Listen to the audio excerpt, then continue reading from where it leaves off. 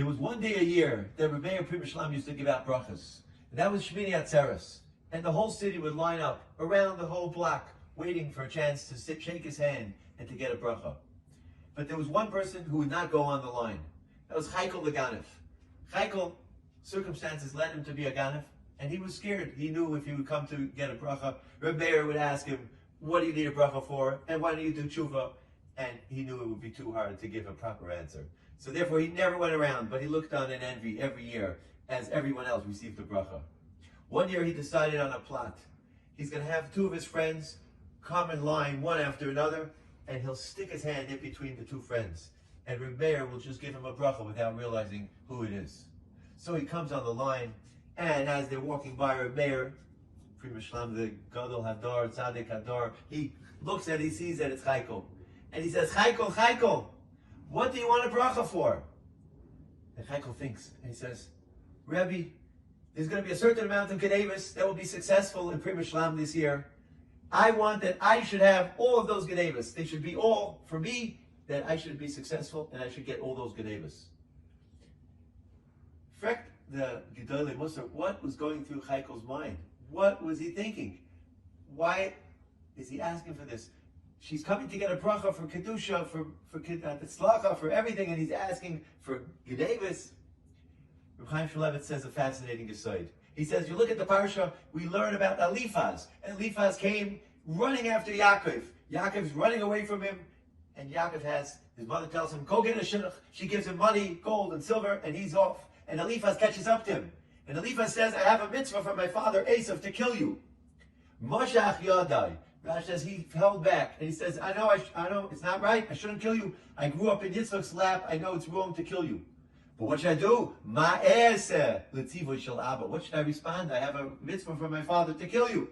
So Yaakov said, well, we know, ani chashuv kabeis.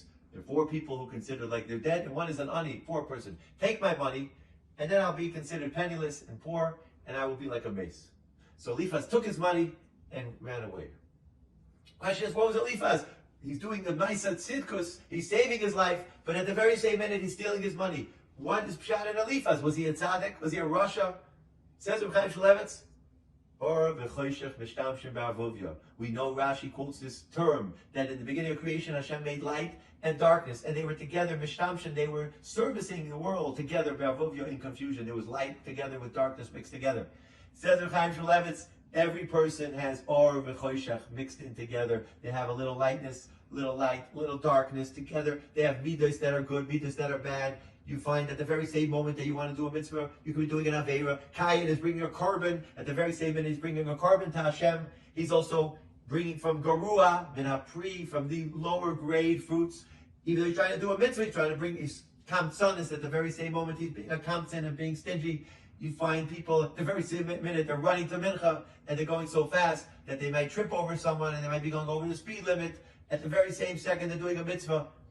How's that shaykh? Because we're made up of good midas, bad midas. At the very same minute, we're doing one thing. We could be doing a mitzvah, and we could be doing different midas, interplaying at the very same minute.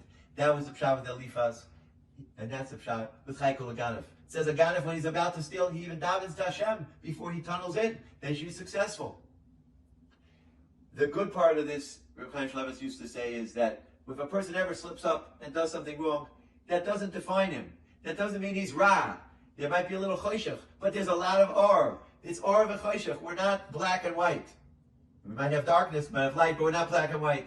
We have mixtures. We're all confluence of different midas which interplay with each other. There might be a little darkness, but there's a little light, and it doesn't define us. One action that we do, or even multiple actions, there's always the toiv that we can always work on, and we always have that toiva in the background, and we have all the good that we do. And therefore we always have to keep stark and strong, and remember, even if we do something, there's so much good that we do have.